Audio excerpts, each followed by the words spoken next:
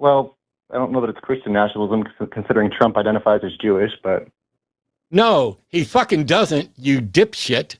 And it's Christian nationalism that are the handlers behind him. Project 2025. Are you even fucking for real, Dylan? Because I think this is a prank call, which is what about Trump made him the better option in your mind?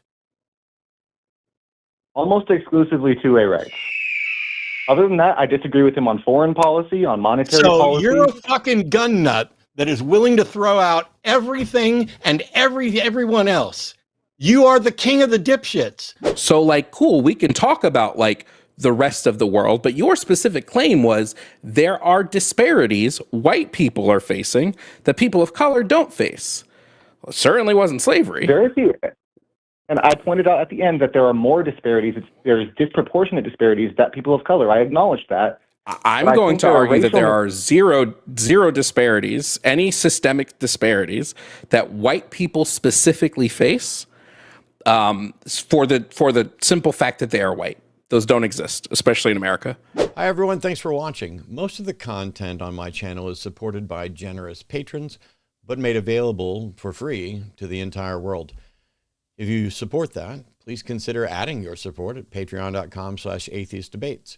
This clip, however, is from one of the many programs that I do on YouTube on The Line. And if you liked it, feel free to visit, like, subscribe, and watch The Line Network live. Thank you. Dylan, pronouns he, him's calling from Colorado, doesn't think voting's effective. Hey, Dylan, how are you? Good. How are you doing, Matt? How are you doing, Jovan? Chilling. Yeah, whatever. Good. Right. Can you guys so hear me clearly? real. Yeah. Jovan was just Awesome. laughing at the number of the zero fucks I have left today, but it's nice. Well, I hope, I hope I don't make that any worse. I do have to point out, I have reasonable suspicion to believe that you guys are smuggling cocaine, so I'm going to need the DEA's on the way to your locations to inspect your genitalia. It's all right. I'll just send you a dick Cocaine. pic. You don't have to pretend. I don't know who's posting comments from the Lines channel today, but they said cocaine, and I lost it. That was Thank funny. you. Thank you very much. That is Arden, the love of my life, Arden, and that's funny so and funny. in us. So funny. Right. Well, yeah. So as I call listed, I'm in my young 20s right now. The first two elections that I had the opportunity to vote was the 2020 and then this recent one, and I chose not to vote in either one. I had considered voting for Trump and... Thanks for nothing. Thanks for nothing. Well, I would have voted for Trump in 2020. I opted not to, and then this election, I didn't even come close to voting for Trump. I think... Well, Well, wait, so you're an atheist who would have voted for Trump sir. in 2020 and would have I was 18 possibly years old. voted... Sorry, what? I was 18 years old and wasn't read up on politics too much at the time. So now I would never vote for Trump. But back then, Okay. I had But you fallen didn't into the- vote. You didn't vote. No. So did you have any indication that what's happening now was likely to happen? Because some of us were screaming it from the rooftops. Well, I think what's happening now is a problem of the two-party system in general. I don't think You're so Kamala full or of Biden shit. would have You are made it. still just as stupid about politics as you were when you were 18 and uninformed. This isn't a problem with the two-party system. This is called fascism. This is called Christian nationalism. This is Project 2025. You need to go learn some shit and stop thinking that you got out from under the stupidity you had at 18, because you are doing nothing to help anything and you don't even know what you're talking about. Well, I don't know that it's Christian nationalism, considering Trump identifies as Jewish, but... No, he fucking doesn't, you dipshit. And it's Christian nationalism that are the handlers behind him. Project 2025. Are you even fucking for real, Dylan? Because I think this is a prank call that somebody called in to say, how many stupid things can Dylan say in 10 seconds? Trump doesn't identify as Jewish. And even it wouldn't matter if he did, It's still Christian nationalism. It's still Project 2025. It's still what we've been shouting all of this fucking time. How can you go from recognizing that you're too fucking clueless to staying too fucking clueless and thinking that you have a clue?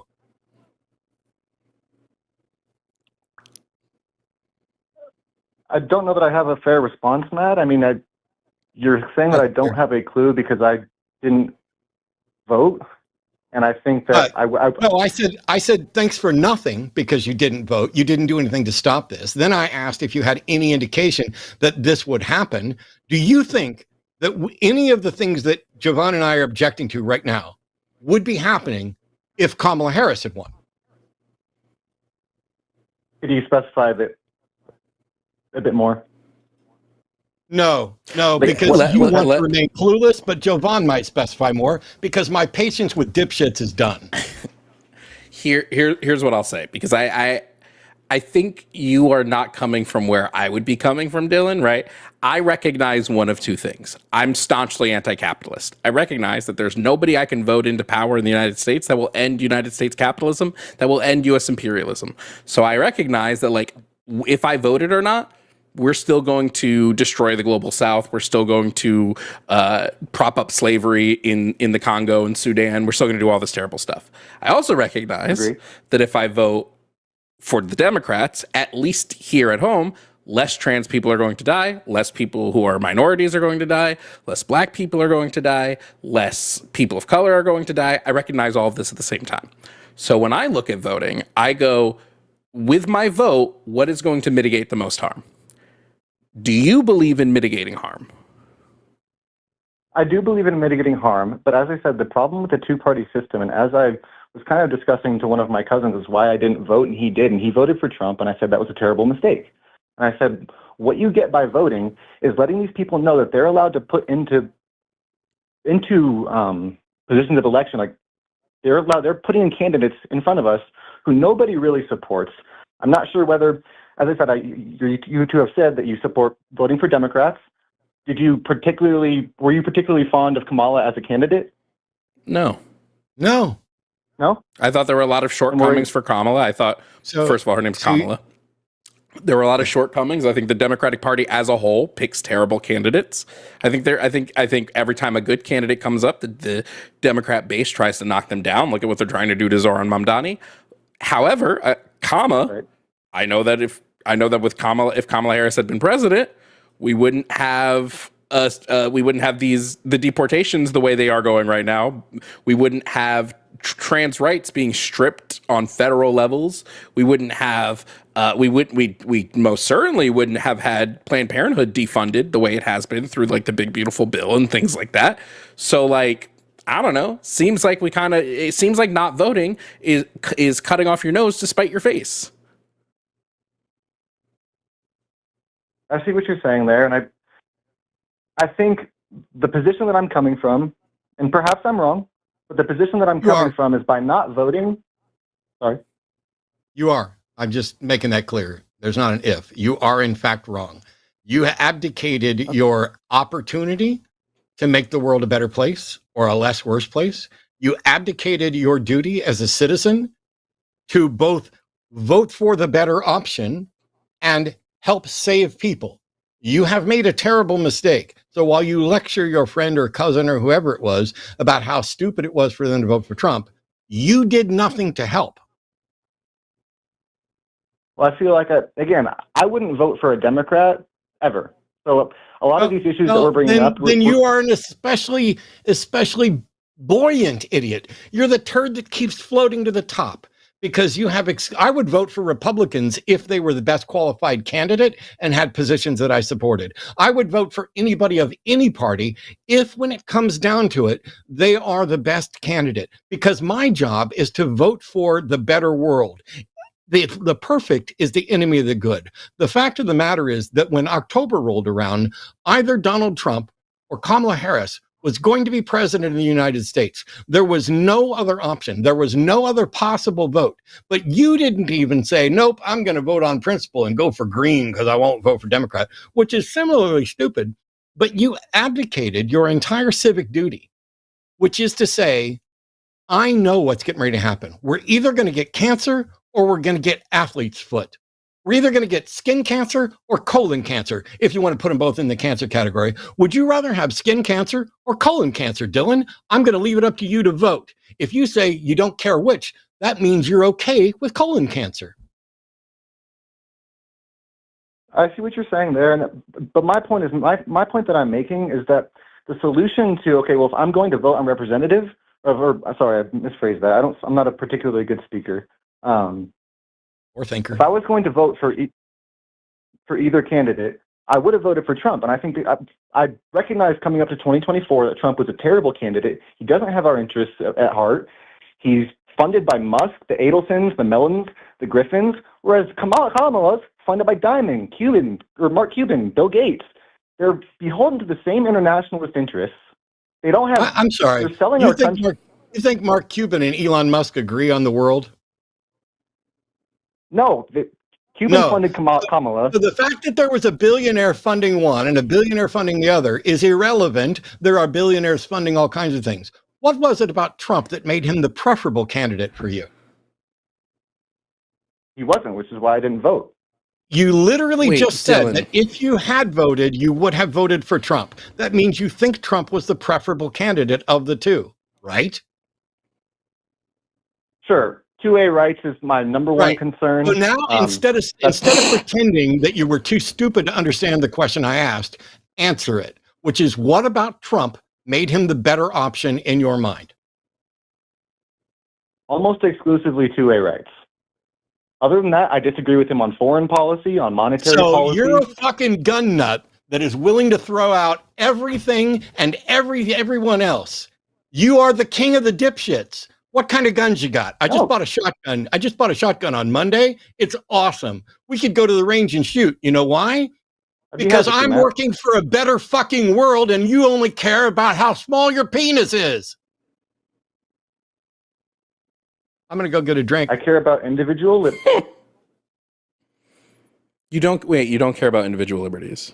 No, you don't. You only care about 2A. I do. I strongly No, do. you don't. No, you wait. Do we have more individual liberties right now with Republicans in office than we would have if the Democrats had been in office? I think we have less individual liberties on behalf of an overly powerful federal system as compared to what this country started as. Wait.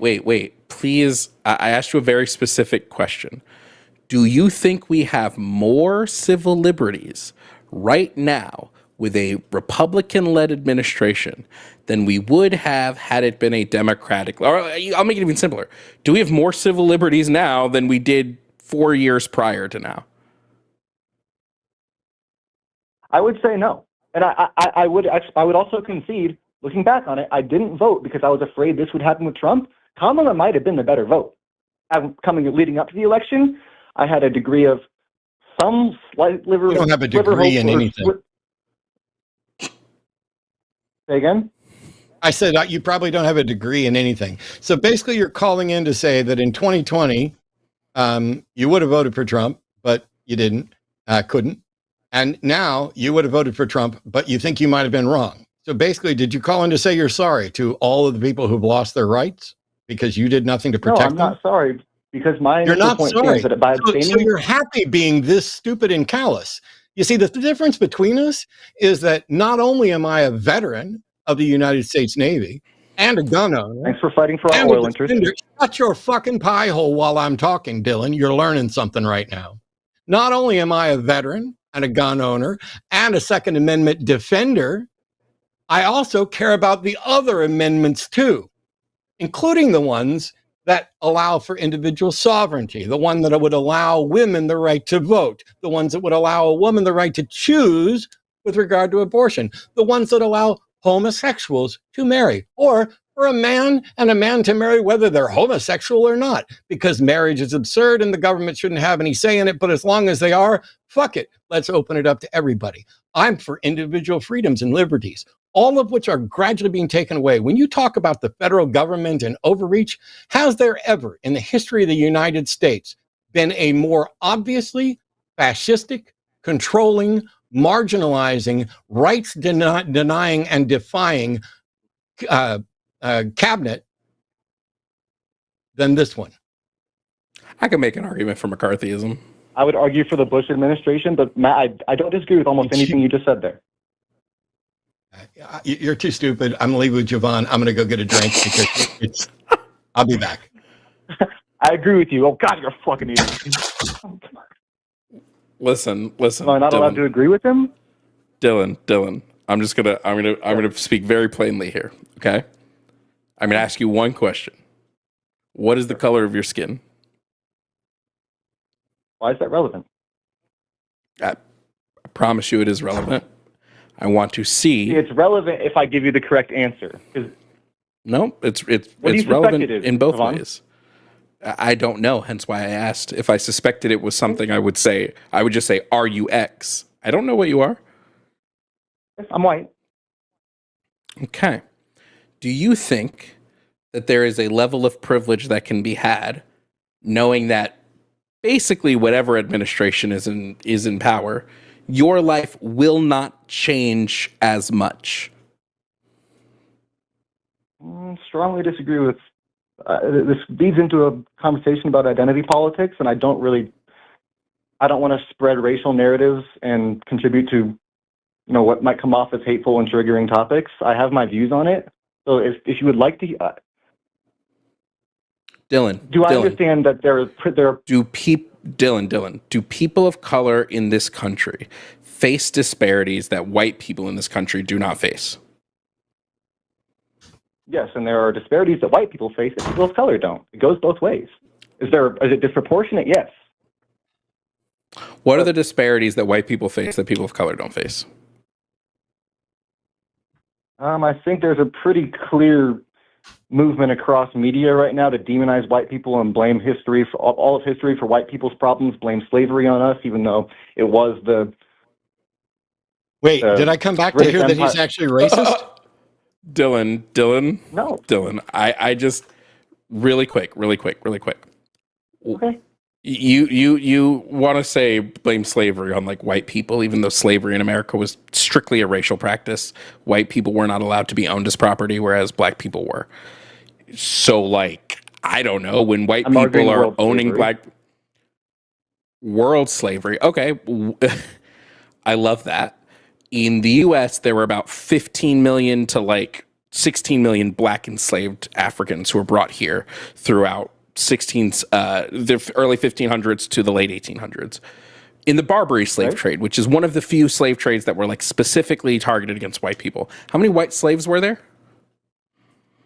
I don't know off the top of my head. It's estimated like 400,000 to 500,000. So like, cool, we can talk about like the rest of the world, but your specific claim was there are disparities white people are facing that people of color don't face. Well, it certainly wasn't slavery. Very few. And I pointed out at the end that there are more disparities. There's disproportionate disparities that people of color. I acknowledge that. I'm going to argue that there are zero disparities, any systemic disparities that white people specifically face for the simple fact that they are white. Those don't exist, especially in America. Okay. I mean, if you can find one, because right now you go, well, white people are demonized throughout history. Well, whiteness is the number one root of violence throughout history. It has been whiteness. There has been nope. Judaism is a religion, first and foremost. Or an ethnicity, depending on who you ask. Pretty convoluted. No, it's a religion, right? There are white Jewish people, there are black Jewish people, there are Asian Jewish people. Don't know if you know this. Right. So when I talk about race, there are three races. It's black, white, and Asian. And basically everything else is a mix of those three races, depending on like where in the world you're located, right? So when I use this phrase and I say whiteness has been at the forefront of most violence in the world, it's because whiteness has been at the forefront of colonization. Post Barbary slave trade, whiteness has been at the forefront of the transatlantic slave trade. Whiteness has been at the forefront of basically all marginalized oppression of people of color in the U.S. and Europe and Africa. So like, that's what I mean, right? So when I ask you like, what is what is a disparity that white people face for the sheer purpose of being white, you go, well, white people are demonized. White people aren't demonized. Whiteness is demonized. And people who talk about this split up whiteness from white people, right? Whiteness is a tool of oppression that has been used, and talking about that is not demonizing white people. If white people can't understand that they are connected to a problem, that's on them, right? That's not on me to censor myself to be like, oh, we love our white friends. No, I'm not gonna do that. I'm going to address that whiteness has very blatantly targeted people of color, right? Sure. I mean, I could do the same thing and say the same thing about black culture, and then it wouldn't be the same. No, and you you'd say, couldn't. no, well, this is systemic. Yes, I can. I can acknowledge that there are aspects of black culture that glorify violence, glorify not obeying the law. What aspect of black culture glorifies violence that would be separate from white culture? Because I can go tit for tat. Great. Have you ever heard a Slipknot song? We can go tit for tat here, right? I'm sorry. Is The Godfather not one of the most popular movies of all time? Yeah, it's a great movie. Great. So if we're sitting here going, black culture glorifies violence, when just violence is just a glorified part of human culture. We tend to glorify violence. Agreed. It's something that we tend to like seeing. This isn't a specific thing to black culture.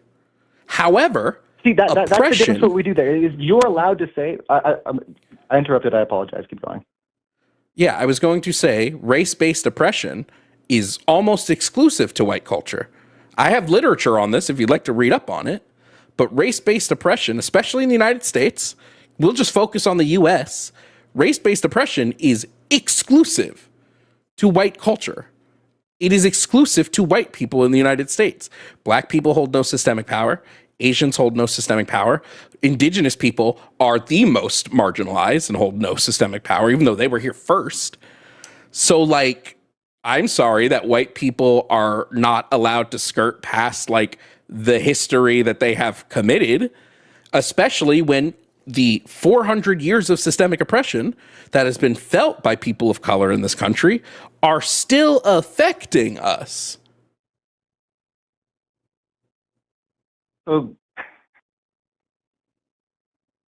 I'm trying not to steer this towards the way that I want it to go because I don't want to. As I said, I don't want to come in here sounding hateful. You should absolutely steer it down the bigoted, ignorant rabbit hole that you'd like to engage in.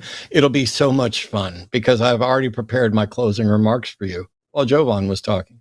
So go ahead, take it down whatever route you want because you're almost done. Sure. I mean, as I said, I think it's a bit hard to phrase. I think I'm going to go ahead, Matt. I'll let you finish up with your closing remarks. I don't really have any constructed or structured way to argue, and I think you guys have made your points, and I'll sit back and think about this. Cool. Here you go. Your love of guns coupled with your ignorance of history and reality is going to work out in your favor.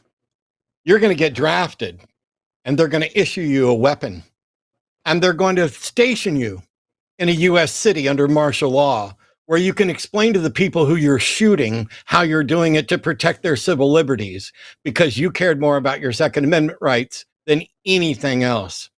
Go away, little boy. Enjoy your guns. Enjoy your delusions that you're doing anything to make the world better. I don't need uninformed children in their 20s calling in to tell me how they keep not voting and wouldn't ever vote for a specific party, even if they were the better option, because that's an admission that you're not looking for the better option and you don't care about the better option, which is fine because you are too foolish and confused to even know what better means. Go figure out what better means and then do better. Goodbye.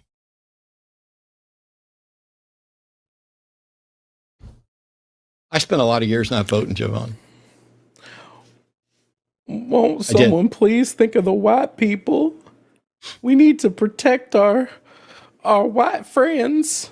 Yeah, I've said very plainly during the election, if you're a person of color and you don't vote, I'm not gonna knock you for how you engage with a system that oppresses you.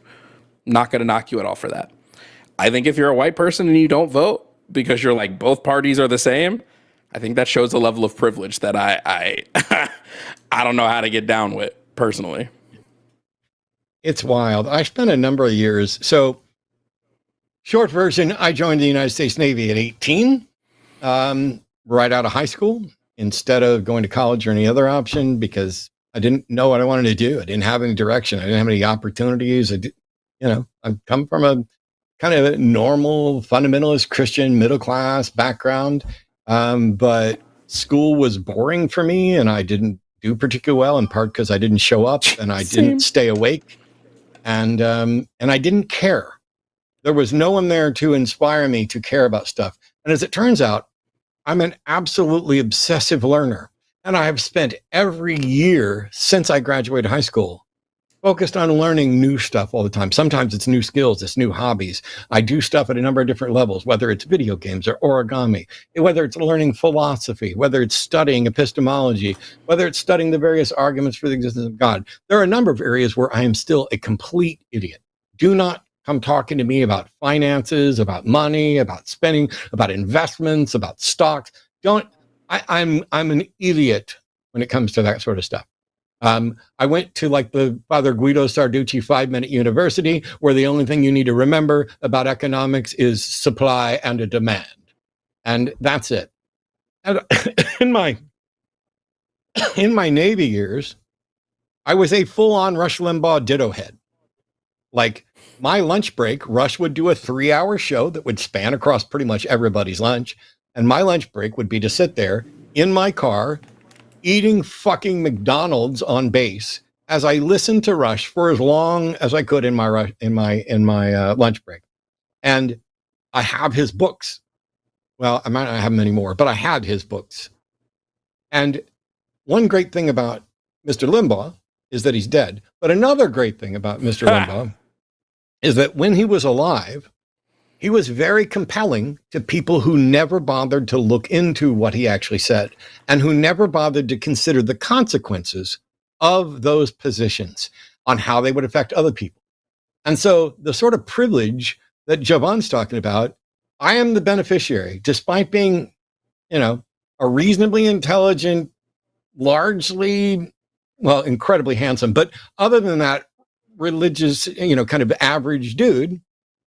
I have bucket loads of privilege. In the United States of America, I am in the privilege or advantage class, and you could just stack them all up. It's huge. And I decided a long time ago that the best thing I could do was to take whatever advantage that gives me and use it to try to make sure that other people don't end up with an advantage like that. Yes, I am actively trying to end it. All you people out there like, look, Matt's trying to oppress us. No. I'm going for equality or equity or however you want to phrase it. I'm trying to make sure that the world gets better for everybody and not just the people I care about or the people like me. Because trust me, there are not very many people that I give a great fuck about on a personal level. And if I kept going like that, if I just ran with it, I could sit back and not care and not vote. And I did. I did not care and not vote for a number of years. I wish I could tell you what it was that woke me up. I wish I could tell you what it was that made me say, you need to care. But I don't remember. Yeah. I just remember starting to actually care. I want to reiterate something like really important here. Like I'm staunchly anti-capitalist, like to my core. I hate capitalism more than I hate breathing. And I light depression humor there. If there was a universe where it was like Kamala Harris versus Mitt Romney, I probably wouldn't have voted. I probably would have been like, this is going to be our bog standard Bush era Republican, right? Like if they were going to get like Bush era Republicans, you probably wouldn't see me vote as much because they weren't as fucking crazy as MAGA Republicans. Or if there was a universe where there was an effective third party in the United States, I would vote for that effective third party in a heartbeat, right? But I recognize that as much as I hate capitalism, and as much as I hate I hate the Democrats and I hate the Republicans, as much as I hate those people and I hate that they're all simps for billionaires, I recognize that the people, like you said, the people I love are going to be and are currently being hurt more under Trump presidency. Now, that's not to say that trans people weren't victimized during Biden presidency, because they were. Right? That's not to say that black people weren't being gunned down by police under Democratic rule, because they are. But I know I can recognize that at least at the federal level, it's going to get worse for these people, and that the states are going to get more power to make it worse for these people. I don't know what the right answer is, and this is why I say, like, I'm never going to. If a person of color votes for Trump, then I just have an issue with you because you're blind and you didn't look at anything. But I will never argue with a person of color who's like, hey, I don't like either of these. I think both of these. I have trans friends who are like, I'm going to suffer under either of these presidencies, so I'm not voting. And they're trans and they're black, and I'm like, I can't tell you that that's the wrong thing for you. But when you aren't going to suffer, if you are somebody who will not suffer under either of these presidencies, and you choose not to vote, I have a massive problem with that. Just massive. It's just like, you get to enjoy not suffering. So I don't know. It's frustrating as hell. If you enjoyed on the line right here on YouTube. Fuck. Hi, if you enjoyed that content, you can watch this program and a number of others on the Line Network right here on YouTube. Link below. I don't have anything else. Fuck it.